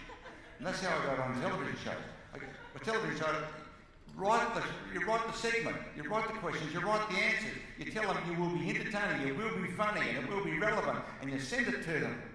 So when someone falls out, which happens all the time, the ring say, I did one outside the hotel this morning, 20 minutes on 2UE in Sydney. And that was on 7 types of clean freaks. What do I know about clean freaks? Nothing. They send me all the details. I go through and practice it. And I'm an expert on clean freaks. And at the end, I'm talking about seminars and selling books, selling tapes, selling weekends. Let's wrap up. First thing you need to do to decide to be a professionally paid speaker, trainer, whatever it is you want to do, you must decide that's what you're going to do. Now, if you don't decide that's what you're going to do, you just sort of bumble along and hope something breaks, and it normally doesn't. Just make a decision, you're going to do that. Make a decision, you're going to write a book, not just a book, a best-selling book. Then your brain will start looking for lists, and then it'll work out how to get onto lists. And Amazon's, most authors on Amazon, I've been number one on it many times, because I'm a really well-known writer. But you can do it if you get your timing right and you're organised right. And Brian Tracy gets number one on everything because he always had to, he's 500,000 people and says, okay, buy this book on this day at this time. And they all do it and it goes number one. Based on volume. If you decide to be a best on it, you'll see how to do it. You only need 3 products. If you've got 3 products, you can put together a package. And the package is, if you, we'll make available today this book and you get this book free. And if you buy it today, we'll give you one of those for free. These packages free. That's all you need. I've got hundreds of products, so I have cut them down. But you only need 3. You only need 3 to give you flexibility to negotiate fees, to get in there and do it. Now, if you're going to talk about books and success, books and videos and so on, do it at the start. That's what I did, show it at the start. Don't surprise people at the end. Do it at the start. I'm going to talk to you today about these books and the research I did into this book and why it's relevant to you. So all the way through you're thinking, oh, this woman wrote this book, this guy wrote this book, and that's why it's relevant. And at the end you go through and say, well, today, here's the special deal we're going to do. We're going to get the video and the DVD. These 2 here, 40, so for $100, for $90, you have the answers to everything you want to know, right on these 2. And if you do it today, I'll throw an extra. I'll give you a copy for absolutely, for granted, of the answer. My number 1 bestseller is Japanese book. And there's more. I was trying to copy one mentality because I know you want blah, blah, blah, blah. I was trying to copy that. Which is what I'll do. I'll take all those in as freebies and I'll give you a download of a joke sheet and the client form how to negotiate on the phone with these guys. So I think you're a genius. So for $99 to get the whole lot, I've actually only sold 2 CDs. But because I self-produce this, I can do it and there's enough market in it for you to get a big discount, I want to do it, and for me to make profit. Make sense? Yeah. How do you do it? You decide. You're going to decide you will be a professionally paid speaker of whatever form it is. And that's it. Decide you'll be a best-selling author. Decide you'll be an expert and you will see the answers. And just, how are you going to do that? I don't know. Doesn't matter. Just decide. I look forward to seeing you at lunchtime.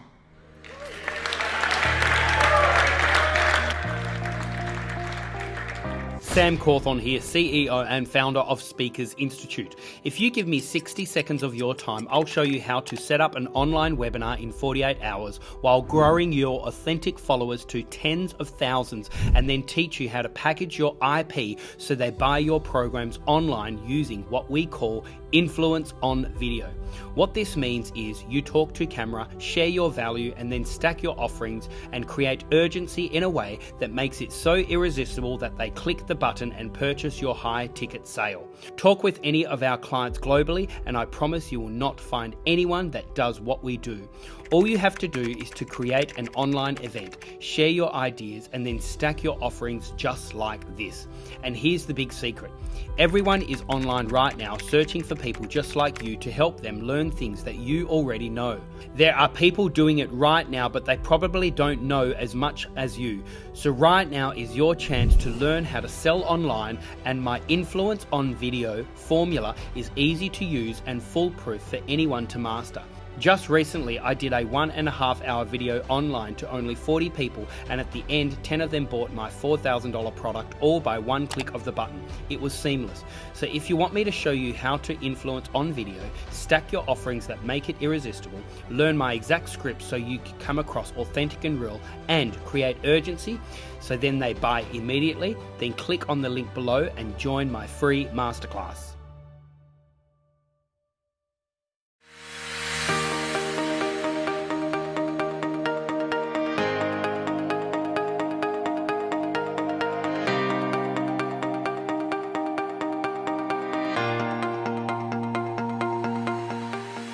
To firstly acknowledge you, Sam. Thank you so much for instituting the Speakers Institute and all of the lovely people who've attended today. I think they've done an absolutely wonderful job. I think all of their stories are worthy of stage presence.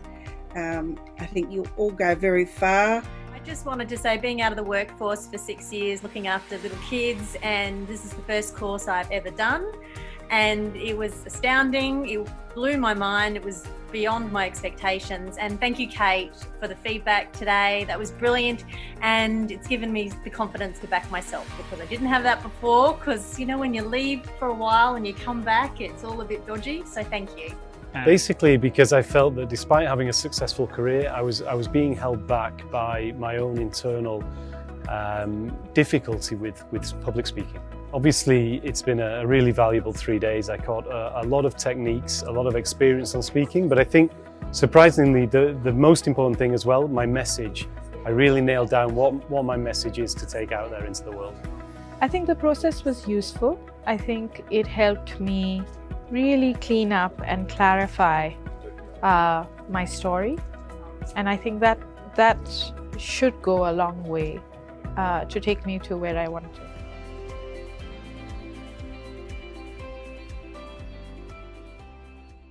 How many of you consider yourself to be well educated? I was looking forward for this bootcamp since a long time, and trust me guys, it was an awesome experience. The kind of learning I had, on stage experience was just out of the world. You get to a very, very different space, and it's rightly said, proximity is power. We have been signing documents day in and day out. We have been signing bank contracts, we have been signing insurances, we have been signing our property papers. Every one of us, we've been doing that. And look at that. No financial literacy. Ashitoff, you are on a tipping point. It's extraordinary because you're representing a new generation of leaders and influencers in this world that has a heart.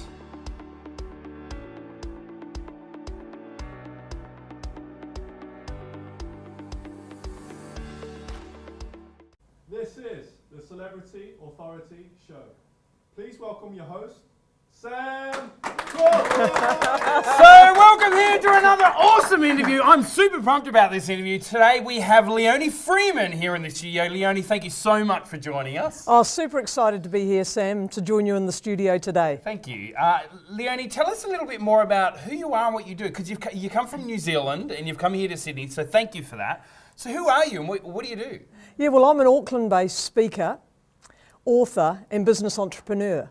And I get really, really excited and passionate about businesses and helping business owners and entrepreneurs take their business to an entirely different level. Yeah, great. Hey, tell us a little bit more about, where it all started for you, being passionate about business. Yeah, I've always loved business, I think even as a kid. But when I grew up, I probably went through that traditional thing that many of us do, where my father used to say, Leonie, we want you to go to school, go to university and get a job, and then you're safe and secure. And so it was I did that. And I enjoyed it and did some fascinating jobs. But there was for me, there was something missing, and I knew there was something more I wanted to do. And when I came back from my overseas experience, where I'd spent a couple of years, doing the usual Aussie and Kiwi thing, bumming around the world, I thought, right, I'm so used to having no money, this is going to be my time to give it a go. That's right. And so I started working for myself, consulting in property and in business. And I had this amazing opportunity at that time, back over now 20 years ago, when I was the person responsible for launching New Zealand's first major commercial website, which is now called realestate.co.nz. And it was amazingly exciting. That is fantastic. Yeah. It was just so disruptive, and it absolutely transformed the real estate industry. So tell me something. How do you bring something into the marketplace that is so brand new that really in most cases, and a lot of people would experience this, that you have some old people that think, nah, it's a waste of time, and there's a lot of business people out there that are trying to get something into the marketplace, but everyone says it's a dumb idea or it won't work or whatever. So how did you get through that, and what did you do? With great difficulty, I might add. Because sometimes you look at these business things and you think, oh, whoever's just launched this, it must have been easy, or they followed some logical progression. It was really, really tough. But I realised that the biggest challenge with that journey is actually with yourself, because there's a whole lot of stories that you fill your brain with. Like at the time I remember, geez, I'm really young, I don't come from a business family, maybe I'm wrong. What happens if this fails? Everybody else was saying, oh, Leonie, you're absolutely crazy. But what I found was there was a couple of really, really important things. And the first was about feeding my brain. And so every day, how I started the day was so critical. Oh, wait, what do you mean by feeding your brain? What does that mean? It was like getting yourself in the right headspace. So it's about the language you use. So I used to meditate and I'd read positive things. And one of the things I used to read every single day was a quote by Sir Edmund Hillary. Now, Sir Edmund Hillary is a famous New Zealander. He was the first man to climb Mount Everest. And he has this quote, which is, it's not the mountain we conquer, it's ourselves.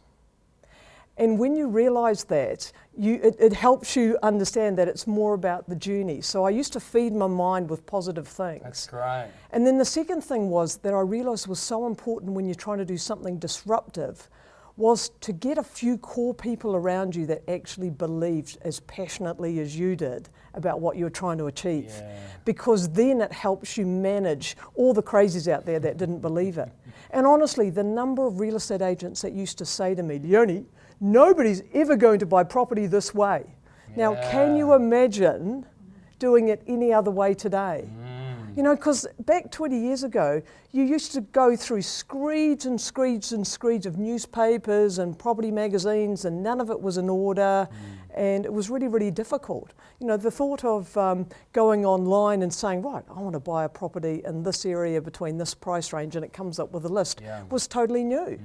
So it is really, really challenging. And I think particularly when you're younger too, you look at all these people who are saying, no, you're crazy. You know, we don't want to support this. We don't want to go down that direction. The key is inside. You just got to keep going and keep going and keep going. And in that particular case, it took over 9 months for them, you know, me sort of continually knocking on doors saying, hey guys, this is where the industry's going. We got to go here. We got to go here, until they finally said yes. Leonie, that's extraordinary. And I love those two things that you gave us there around feeding your mind and then hanging around with people that believe in what you believe, because sometimes that's all it takes. 3 to 4 people around you. Absolutely. That proximity around you. And you know, that's great advice really for any business person out there. Yes. Is there a third, or pretty much so? That's all you need, guys. They're the 2 ingredients to business success. And then I think it comes to the actual business thing, and that's what I've spent some time developing since that time, which I call my Good to Go program, which is about 5 key steps to actually create a business asset rather than just create a job. All right, so you told us 5. Now I need the 5. Now I and need by the the way, 5. if I was you guys, I'd be writing this down if you had. Yeah, So, I agree. Write these down. The 5 are, starts with purpose, because it's all about the why. You've got to know why you're doing it. Why in the bottom of your gut you're going to get up every day and do whatever business venture you're doing. Awesome. The second one is plan.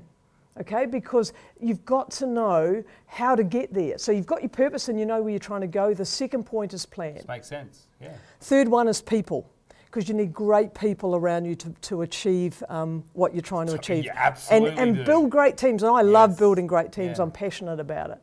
The fourth one is about processes and procedures. And for me, in the next business I had, which was a property management one, we were all about basically McDonaldizing property management, so you can replicate and scale your business. Most business people think that that's the boring bit. Yeah, but I know, it's they the do. most important, It is, isn't it? because that's how you create value. And that's the thing that most people don't realise. They think it's all about them. And often business owners can become their own worst enemy because they become their own bottleneck for growth. Once you realise that you create business value, it's not about you. It's not about you. Replicate yourself. Absolutely. Yeah. And what's the fifth? The fifth P is performance. So that's all about making sure you execute and deliver and achieve the vision that you started with. And that's so exciting. And I say to anyone that you can do it, because there are so many business people and entrepreneurs who are working extremely hard in their businesses and are really committed, but their dream has turned into a bit of a nightmare, and they end up stuck in a bit like a mouse on a treadmill. And I just want to say to people, there is a way out to that, where you can actually create a business with value, create a business that at some point in the future you can sell, and build a business with amazing teams, because that is the impact that you can have on society. Leonie, you're so passionate about this, and I really love the practical application of this. And you know, if you, in all reality, as you say, when you grab this, you're good to go. Yes, is that right? Absolutely good to go. Yeah, good to go. Hey, so what do you now? What do you now do? So now I'm wanting to share the story through keynote speaking and also running workshops for large organisations, just to basically give the message to people that they too can do this.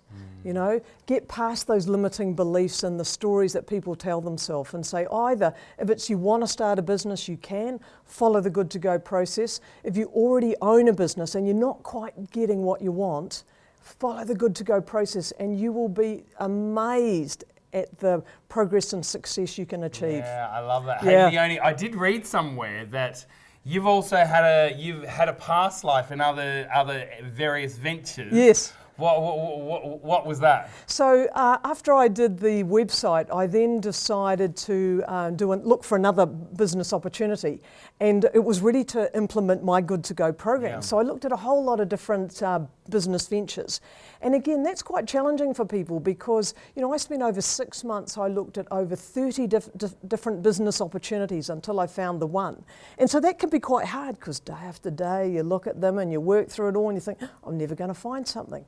So I ended up buying this largely residential, very small property management company in Auckland.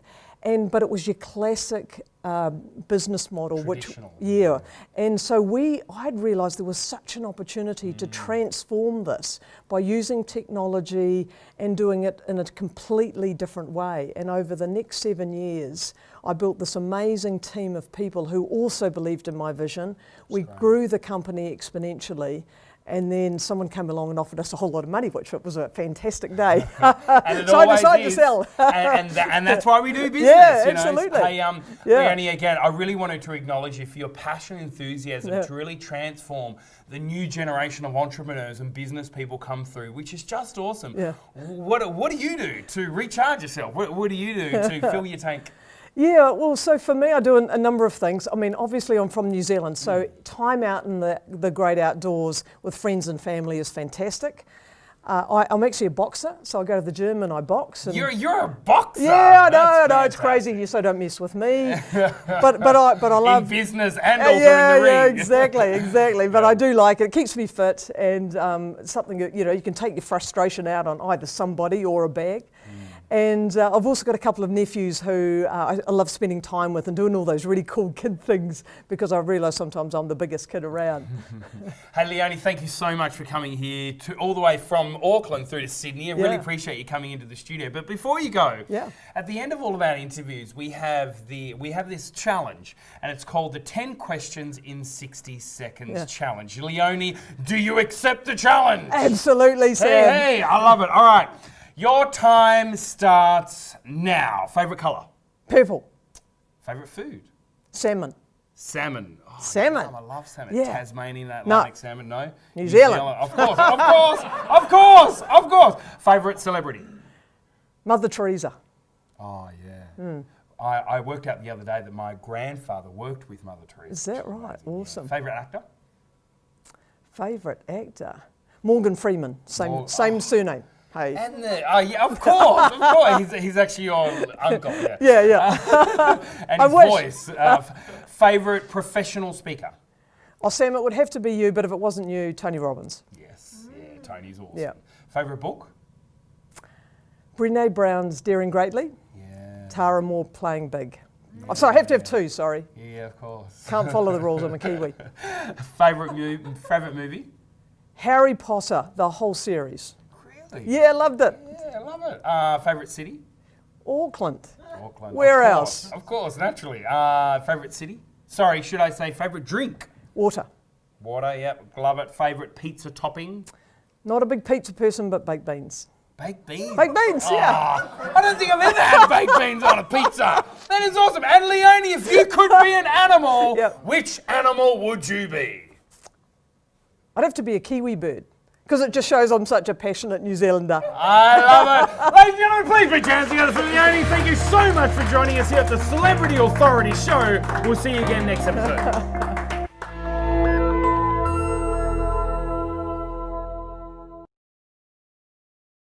Hey guys, Sam Cawthorn here, CEO and founder of Speakers Tribe, and in this curriculum video, it is all about performance. You know, every single month we release one of these new curriculum videos, and if you haven't seen our previous months, my encouragement to you would be to go onto the website speakerstribe.com, and on there you can see a whole heap of other videos. So this video here will go for less than 10 minutes, and we're going to be specifically unpacking what performance means as a speaker.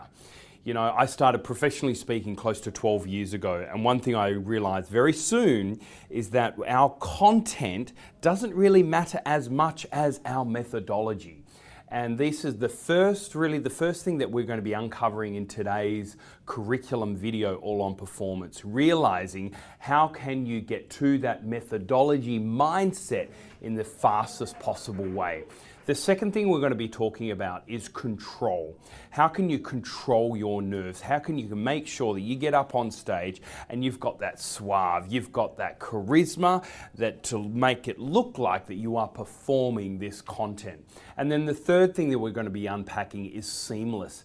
How can you ensure that whenever you do get into those high pressure situations, whether it's doing a pitch or a presentation, it looks absolutely seamless, that you have everything under control, that you are mastering your methodology, and everything also is seamless as well. Let's first of all have a look at the difference between content and methodology. Now, I constantly reiterate this quite a bit, but the reality is that there are people out there that probably have better content than you. There are people out there that certainly have better content than me. But one thing that I've found all throughout my journey, that it is not about the content itself. It's more about how we deliver that content in a really powerful way and perform it in a way, yeah? Which is obviously what this curriculum video is all about. So when you have mastered that content, when you know exactly what that content is, then it is about the charisma of delivering that content. How can you perform that content in a way that keeps people at the edge of their seat? You know, in a certain way, you're actually acting that content out. Yet at the same time, I want it to come across as authentic as possible. So yes, in a way, we've got a bit of a pull and struggle here, because in one breath we're saying, deliver that content really authentically, but in the other breath we're saying, perform it in a really powerful way. But you know something, guys, that's exactly the truth, is what we're trying to say here, is that when you know your content really well, then you can then start speaking directly from your heart and being really authentic and transparent through delivering of that. Yet at the same time, you want to deliver that in a really entertaining way and performing that in a way that keeps people excited and on the edge of their seat. So sometimes, yes, that does require a little bit of crazy eyes. It requires more Red Bull energy, but also sometimes it requires you to rein it in as well. So there are times where you want to be high energy. There are times also where you want to also rein that in and get that really deep and meaningful.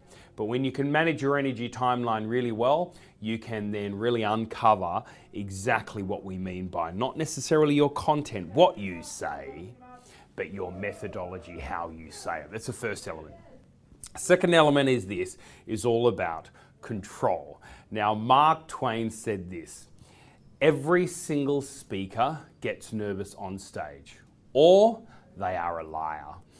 And one thing I love about this is that, yes, we actually do get nervous on stage. I still get nervous on stage, even though I've been speaking in 36 countries. I've shared my story over 5,000 times in various events all throughout the world.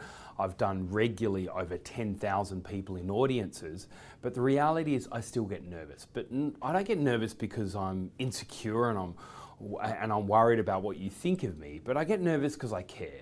I really care for my audience. I really want to make sure that I do add value and serve them in the best possible way.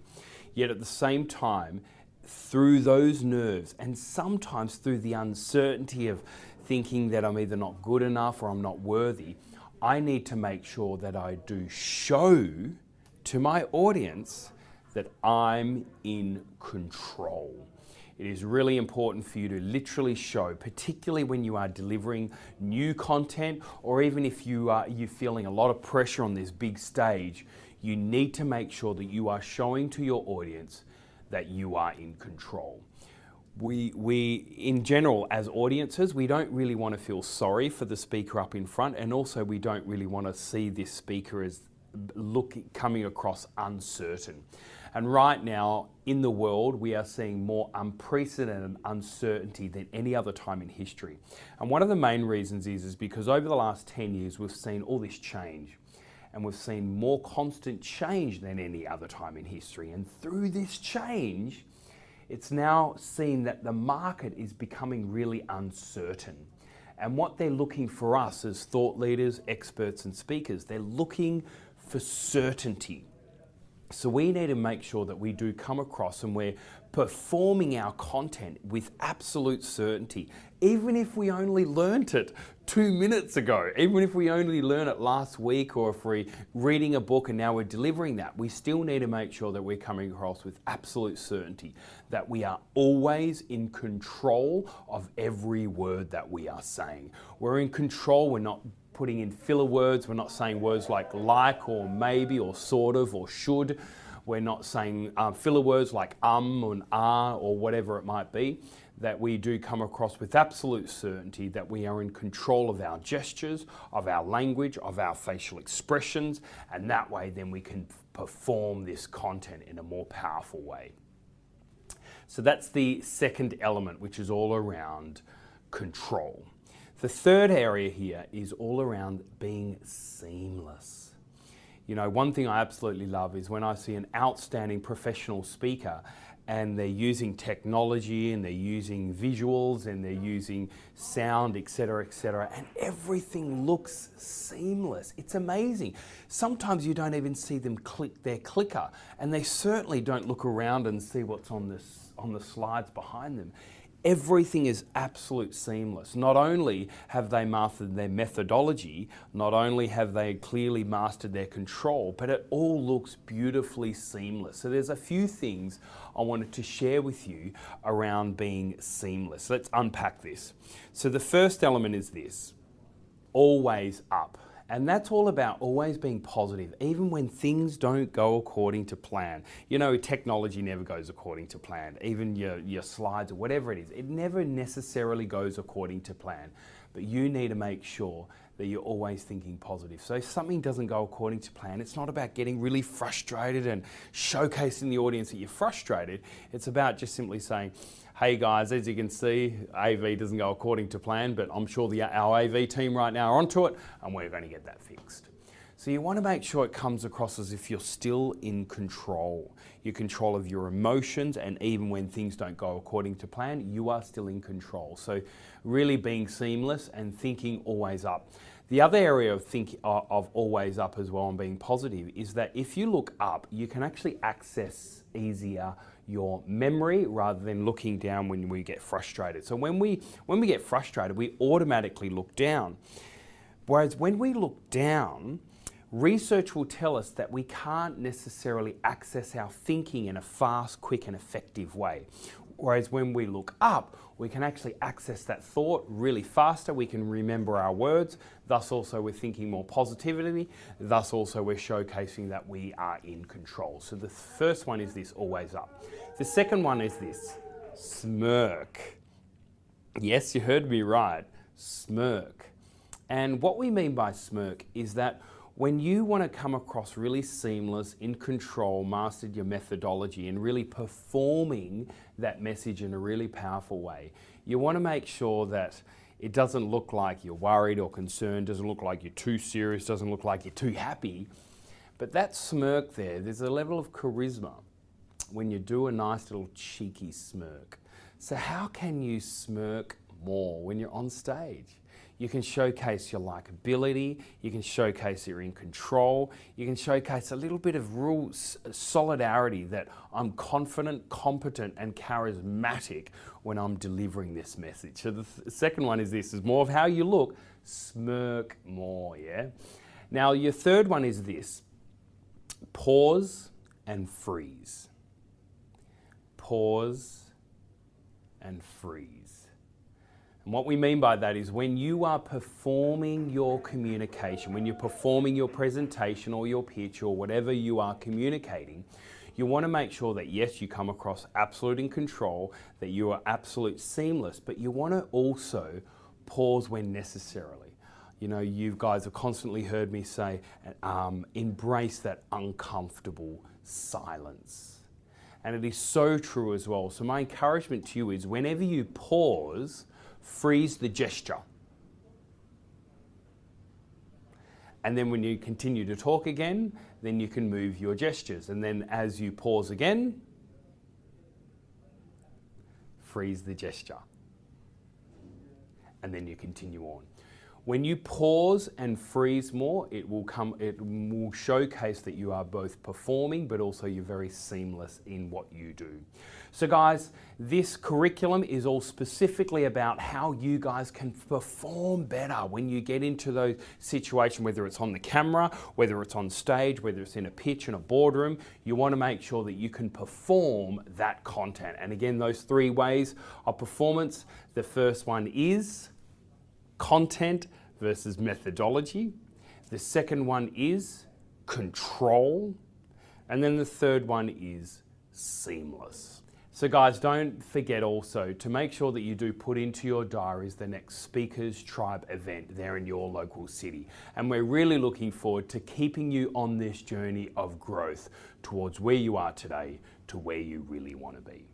I'm Sam Cawthorn, CEO and founder of Speakers Tribe. To your success, have an awesome day.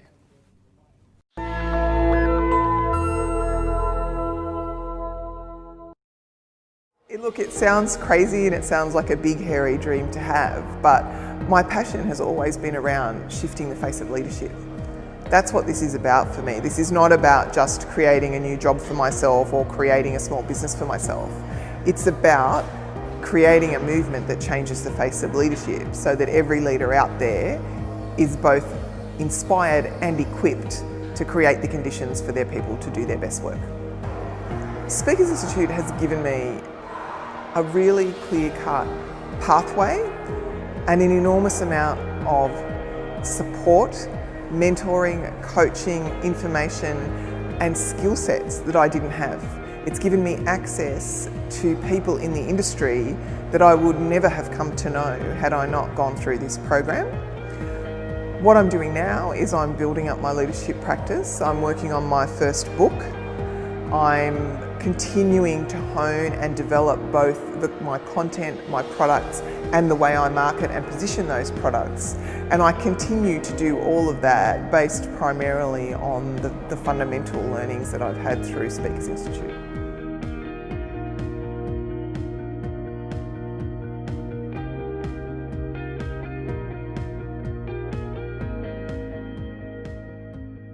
Hey guys, thank you so much for tuning in for today's episode here at Speakers TV. My name is Sam Cawthorn and we are super excited about Speakers TV and about these episodes that we bring to you every single weekday as well as also on every single Saturday. Guys, we'd love to hear from you. If you've got any feedback at all for us, or maybe you want to comment right now in the chat bar about what was your biggest takeaway from today's session. But also not only that, why don't you join us? So here at Speakers Institute, we do have a number of programs such as our online boot camps or our protege program. At Speakers Tribe here, we're all about running these big, large annual conferences every year, but also not only that, there is an annual membership that you can get where in your city we do have tribe gatherings, all really encouraging you going from where you are today to where you really want to be. Or maybe you want to tell your friends and your family about Speakers TV. But can I please encourage you, why don't you like this page? Why don't you join us each day? Why don't you tell other people about these episodes? Because we are all about really helping you on this journey to becoming that recognized voice of authority, for you to find your message and your story and get that out there into the world. We are super excited about your journey, so please lean in and join us today. To your success, my name is Sam Cawthorn, and don't forget, the best is yet to come.